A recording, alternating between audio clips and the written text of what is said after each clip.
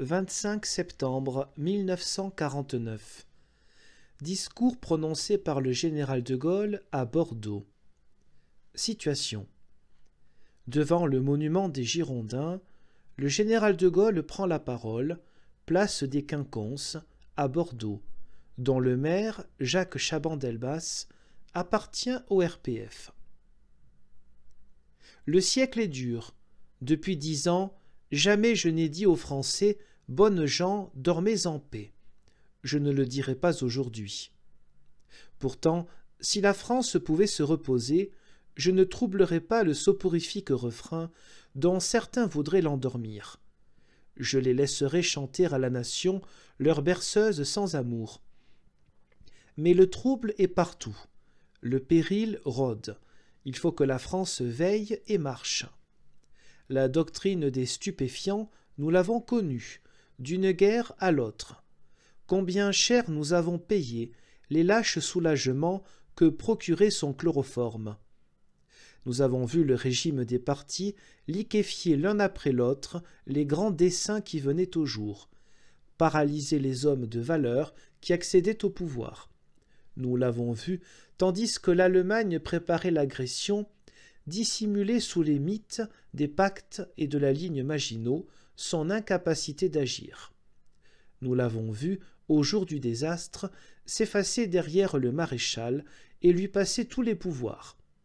Je sais bien que, parmi ces mandataires, certains, tels Mandel, en gagnant l'Afrique sur le Massilia, ont marqué nettement qu'ils condamnaient l'armistice. Je sais bien que certains autres ont, par leur vote, refusé l'abdication. Je sais bien que nombre d'entre eux ont personnellement et courageusement participé à la résistance. Mais, en fait, pendant 5 années, le plus grand drame de notre histoire s'est déroulé sans que le régime y ait pris la moindre part.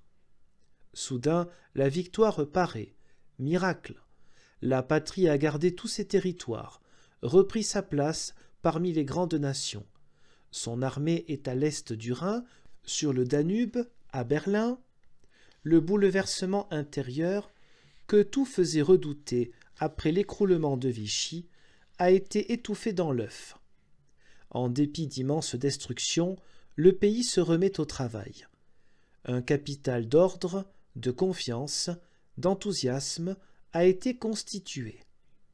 L'État retrouve du crédit. L'emprunt de la Libération procure en argent frais 130 milliards qui, aujourd'hui, en vaudraient 1000. La rente 3%, qui cotait 50 francs au mois d'août 1944, est au pair un an après. À nous maintenant, disent alors les tenants du régime, les nouveaux comme les anciens, et de rebâtir à leur usage un système dans lequel la confusion des pouvoirs, la division des gouvernements, les intérêts des clientèles et jusqu'au scepticisme résigné des citoyens leur permettent d'occuper l'État sans en faire rien de valable. Bien entendu, il ne peut y avoir ni gouvernement qui gouverne, ni parlement qui contrôle, ni justice qui soit la justice. Tout se confond et s'annule, les idées, les actes, les hommes. Mais, précisément, c'est là le fin du fin. Au milieu d'un univers en pleine gestation, les institutions ont pour loi la paralysie générale. Pourtant, voici que notre peuple, en dépit de sa fatigue et malgré tous les trompe-l'œil, sent l'inquiétude l'envahir. Alors, le régime distribue les illusions. Ses officiels vont répétant que la stabilité est acquise, la sécurité assurée, l'Europe en train de se faire.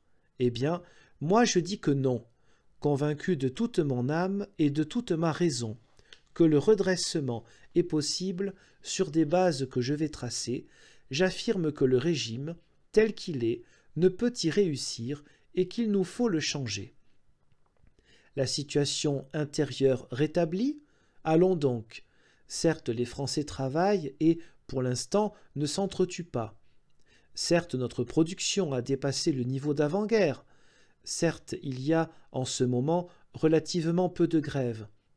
Tout cela prouve la vitalité profonde de notre peuple. Mais il s'agit de savoir si, grâce à cet effort national et à ce répit fortuit, la France a retrouvé son équilibre économique, son harmonie sociale, sa santé morale. Hélas, chacun sait bien que non. Chacun sait que l'économie française ne tient que par les importations temporaires du plan Marshall. Chacun sait que le budget n'est bouclé que par l'inflation, 300 milliards de billets en un an, par l'emprunt, 100 milliards tirés de l'épargne, par la contre-valeur de l'aide américaine, 300 milliards depuis 12 mois. Chacun sait que le franc, en même temps que d'autres monnaies, vient de subir une dévaluation nouvelle, imposée du dehors, dans d'inquiétantes et irritantes conditions. Chacun sait que les questions des prix, des salaires, des traitements, du logement, de la reconstruction sont plus aiguës que jamais. Une pareille situation requiert de pénibles mesures. On en parle indéfiniment. Comprimer les dépenses, réformer l'administration de l'État et la sécurité sociale, mettre en ordre et ouvrir aux initiatives les entreprises nationalisées, réduire les consommations abusives, travailler mieux et davantage, accroître les échanges extérieurs, ce sont là des mots sur lesquels beaucoup s'accordent, mais ce sont surtout des choses que l'on ne réalise pas. Quand bien même, d'ailleurs, seraient appliquées de judicieuses dispositions, la France resterait gravement exposée.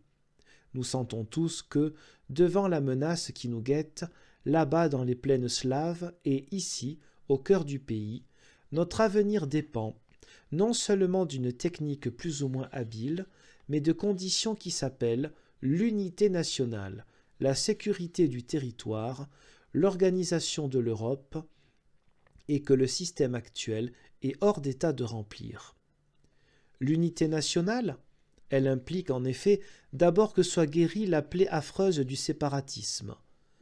Mais il serait dérisoire de penser qu'il suffirait d'y appliquer le fer rouge. À l'origine de cette lèpre, il y a l'injustice sociale, le fait que des hommes, tout au long de leur vie, connaissent un sort qui diminue l'homme. Il faut avoir l'intelligence et le courage d'effacer cet opprobre, de tarir cette source de révolte, d'abolir le salariat. Il faut, avec le concours d'un syndicalisme libéré et renouvelé, accomplir la grande réforme de l'association, qui liera les uns aux autres, travailleurs, cadres, patrons, transformera la productivité, changera l'atmosphère sociale. L'unité nationale implique ensuite qu'on en finisse avec la querelle de l'école qui agite tant d'esprits et trouble tant de consciences. Or, s'il est d'intérêt public de ne pas mettre en cause les lois qui régissent l'enseignement, il est aussi d'encourager l'éducation. C'est en s'élevant jusqu'à ce plan qu'on trouvera l'accord entre Français et qu'on mettra l'État et les collectivités en droit d'aider les familles à honorer les éducateurs qu'elles ont choisis pour leurs enfants. L'unité nationale implique enfin que, peu à peu, à mesure que le temps passe, et dès lors qu'ont été sanctionnées les fautes et erreurs qui, pendant le drame de la guerre, ont nui à notre défense, la nation accorde sa clémence à ceux qui se sont égarés. Dans la tempête, la raison d'État a exigé la rigueur des châtiments.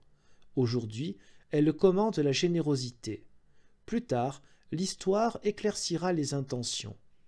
En fin de compte, Dieu jugera toutes les âmes et la France enterrera tous les corps. Cependant, le régime, faute d'être en mesure d'assurer le redressement, donne à entendre que, du moins, nous sommes désormais protégés contre le péril extérieur, et d'invoquer le pacte atlantique, l'accord de Bruxelles, les comités de Londres et de Fontainebleau. Dans cette grave matière, encore, j'ai le devoir de mettre la nation en garde, de lui dire la vérité et de lui montrer la route.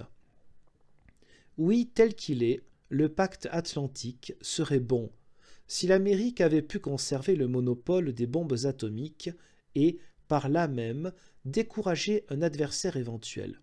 C'est pourquoi, d'ailleurs, il a provoqué tant de fureur du côté que nous savons. Mais, si l'arme atomique devait appartenir à l'un et à l'autre camp, le pacte, dans son contenu et sous sa forme actuelle, perdrait pour l'Europe une grande partie de son efficacité. En tout cas, la nation doit être prévenue que rien n'oblige, ni ne prépare, les États-Unis à participer largement à la défense directe et immédiate de notre continent. Tant que l'Europe ne fournira pas une tête de pont puissante et sûre, ne comptons pas que des armadas viendraient y débarquer désarmées.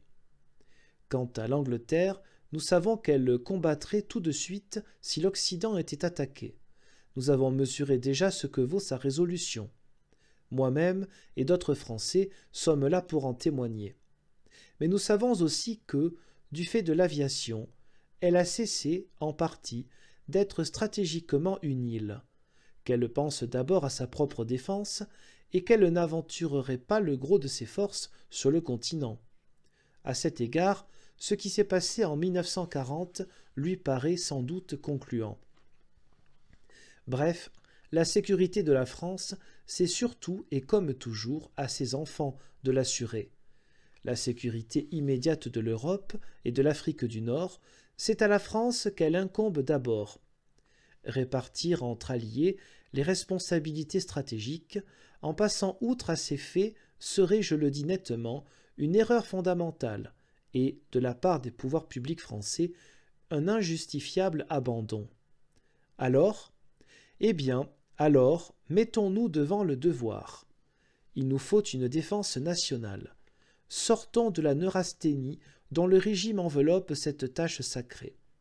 Ce qui s'est passé naguère au Faisan, dont il paraît qu'aujourd'hui l'inconsistance des pouvoirs publics accepterait l'abandon, à Bir Hakeim, dont tout à l'heure Bordeaux célébrait le souvenir, en Tunisie, en Italie, sur le Rhin, sur le Danube, ou bien dans les 1000 combats de la résistance en France, ce qui se passe tous les jours pour nos chers soldats d'Indochine prouve de quoi, malgré tout, nous sommes et serions capables.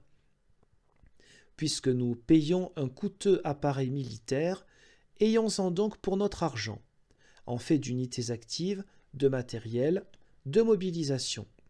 Par-dessus tout, que la nation sache qu'elle serait défendue. D'ailleurs, à mesure que s'affermira la puissance militaire française, nous verrons se préciser le contour des autres. Mais aussi, nous verrons l'Europe lever la tête et regarder vers nous. Car l'Europe déchirée, devenue un enjeu entre deux masses étrangères, sent que l'unité lui rendrait sa dignité, sa prospérité, sa force. Elle sent que la France détient, de par la nature et l'histoire, la vocation de l'y appeler. À cet égard, le régime déploie fièrement devant nos yeux le tableau du Conseil de l'Europe. Ce Conseil, installé à Strasbourg, sans doute pour nous émouvoir, et peut-être aussi avec quelques arrière-pensées de la part d'un allié, ne manque certes pas d'hommes notoires, et, parfois, illustres. Mais comment nous ferait-on croire que cette institution, qui ne détient aucun mandat européen, aucun pouvoir effectif, aucune réelle responsabilité, va forger l'œuvre colossale de l'union d'un continent? Ce qui vient de se passer pour la dévaluation du sterling, préparée et effectuée dans un étrange isolement, a révélé la réalité. Moi, je pense que l'organisation de l'Europe doit procéder de l'Europe elle-même. J'estime que c'est un vaste référendum de tous les Européens libres qui doit lui donner le départ. Je considère que la France doit en prendre l'initiative dès lors que ses pouvoirs publics représenteront vraiment la nation et non point, comme c'est le cas, des partis en train d'expirer.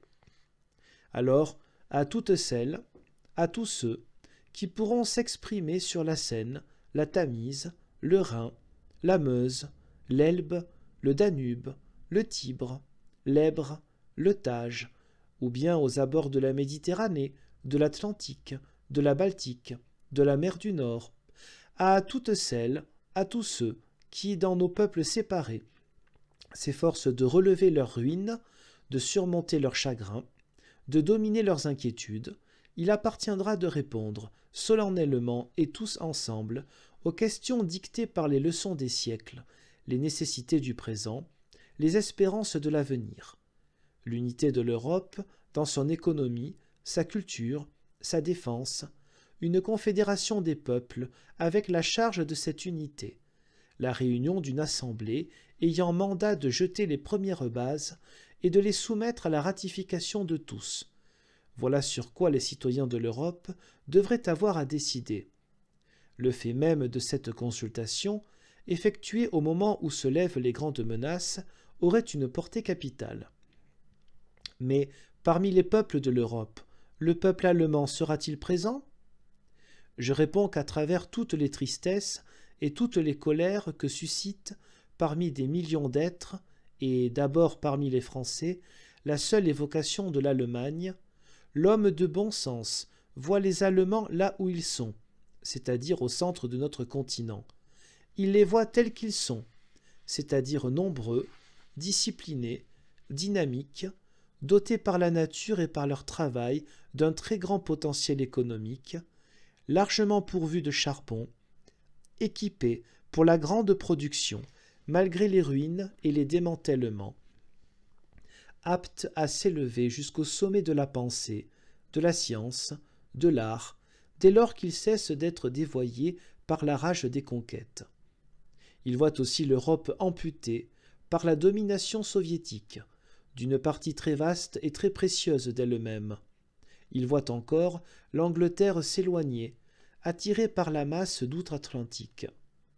Il en conclut que l'unité de l'Europe doit, si possible et malgré tout, incorporer les Allemands. Mais la raison exige que, pour cela, il y ait un jour moyen d'établir entre le peuple allemand et le peuple français une entente directe et pratique, répondant au fait qu'ils sont, à tant d'égards, complémentaires l'un de l'autre et surmontant les vicissitudes de l'histoire. Au fond, c'est le cœur du problème. Il y aura ou il n'y aura pas d'Europe, suivant qu'un accord sans intermédiaire sera, ou non, possible entre Germains et Gaulois. Un accord sans intermédiaire? Il suffit d'en parler pour comprendre que ce sera seulement un rêve ou une duperie si la France ne redevient pas publiquement, officiellement, la France. Rien ne donnera rien, à moins que la nation ne soit conduite par un régime digne d'elle. Ah, je sais jusqu'à quelle profondeur la patrie est blessée dans son corps et dans son âme. Je sais tout ce qui manque actuellement à sa puissance. Je sais de quelles déceptions, de quelles angoisses elle est traversée. Mais ce trouble même appelle, comme guide et comme recours du peuple, un État qui soit juste et fort. Française, Français, je n'ai jamais douté, je ne doute pas de vous. Je vous en prie, ne doutez pas de moi. Ensemble, nous avons tiré la France de l'abîme. Pour que nous puissions reprendre et mener à bien notre grande tâche de salut public, je vous demande, comme naguère, de vous rassembler et de m'aider par tous les moyens. Le jour n'est pas loin, peut-être, en tout cas il viendra tôt ou tard, où vos suffrages déblayeront la route. Mais, comme à d'autres moments décisifs de son histoire, il faut à notre peuple en marche vers son destin l'impulsion, la cohésion, la résolution d'une grande marée nationale. Vive la République, vive la France!